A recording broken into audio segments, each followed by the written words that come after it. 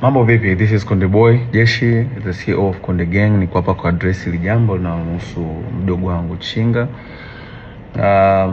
Kwanza kabisa nikiri kwamba mdogo wangu alinitumia message na kuniomba kwamba anataka kutoka kwenye label akawa independent artist.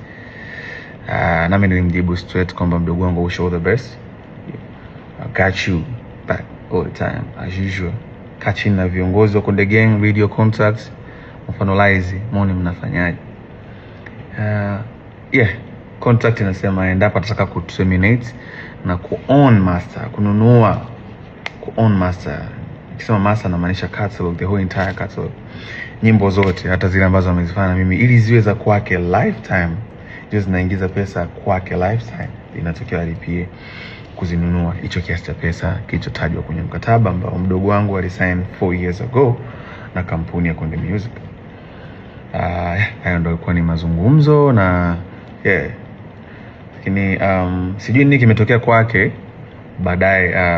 Akaja kusema kwenye social media kwamba nimemdai kiasi cha bilioni 1. Nikiri kwamba sijamdai kiasi cha bilioni 1 na nisingependa pesa yangu tena ije kunichafua mwenyewe. So I did my best. I wish him all the best. Nampenda sana, msupporteni sana. He's an independent artist from now on. Nikiwa naongea promoters, mkiwa na show mwiteni, fanye, pata risk, aisaidie familia yake.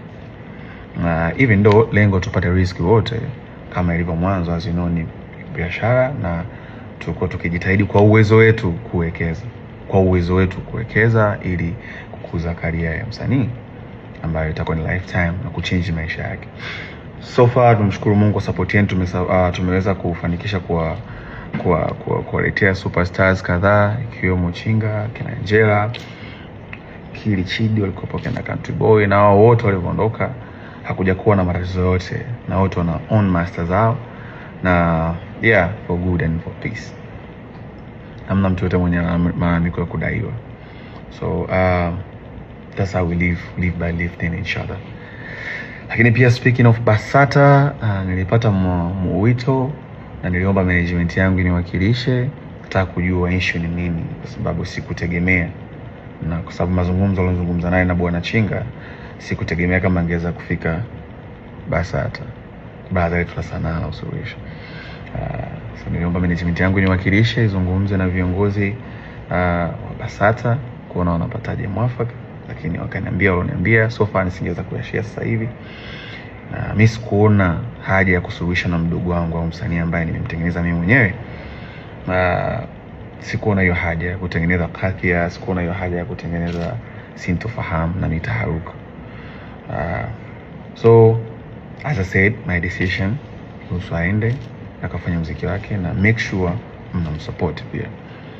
La mwisho kama sikosei, speaking na kauli yake ya kusema kwamba nilikuwa nimemuita chumbani, nilikuwa sijui nimemwambia mtoe mama yake mzazi.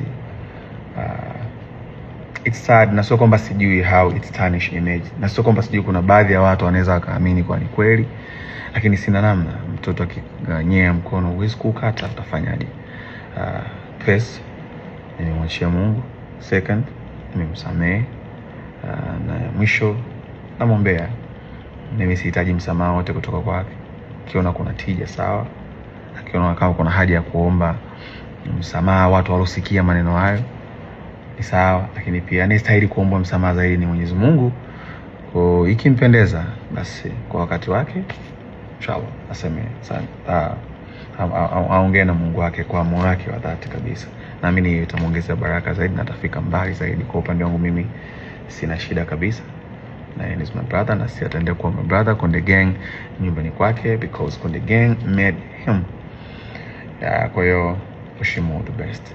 So kwa kusema hayo, nashukuru sana kwa kuendelea kuisupport Konde Gang. Nashukuru sana kwa kuendelea kutunga mkono siku zote. Kuna superstars kibao wanakuja. And thank you so much for your time watching this.